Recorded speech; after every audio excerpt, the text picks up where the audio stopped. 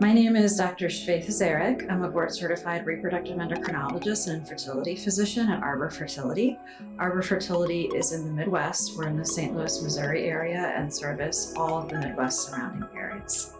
We at Arbor Fertility had a mission that I actually am proud to say that I don't know if any other clinic has it, and that is that we provide compassionate care, of course, at the best affordability. And I think the difference is that it's concierge reproductive endocrinology care.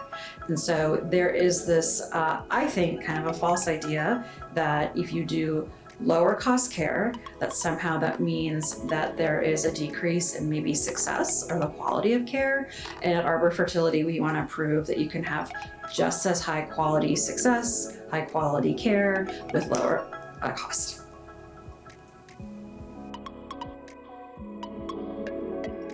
Reproductive endocrinology is a subspecialty of obstetrics and gynecology, so it's additional training. So our training started with after college medical school and then a 4-year OBGYN residency, where we do all the kind of the gamut of delivering babies, surgery, some infertility, so on and so forth.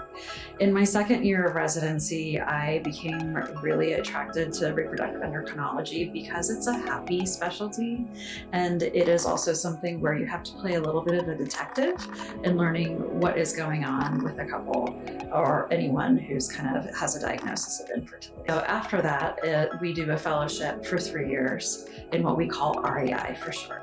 There are common misconceptions that we see all the time in our field. First, I think, is what is a fertility specialist, because there are so many different folks who do kind of help folks in the fertility community. I usually say that remember that an REI physician is somewhat of the gold standard. They've done the additional training for specifically fertility, both male and female. An ideal day would be one full of patients, and I love to have a mix of both kind of seeing patients, meeting some for the first time, as well as procedures. And so the procedures that we normally do are all kind of fertility specific. So that could be doing a specialized ultrasound. We do a lot of ultrasound to check kind of the inside of the uterus, make sure the fallopian tubes are open. We also do in vitro procedures like a oocyte retrieval, which is an egg retrieval, and the actual embryo transfer, where we implant the embryo back inside the uterus. Those are the common kind of procedures that we're doing, as well as some minor surgeries.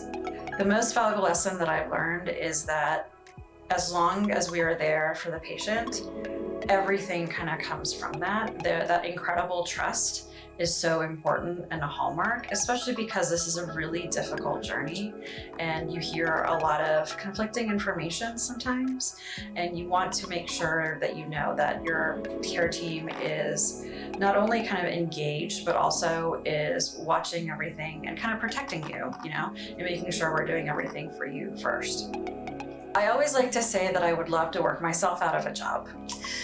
Right? Because, we always start with Arbor Fertility, we always start with a lower intervention treatment. That's our mission, and then move to higher intervention if need be.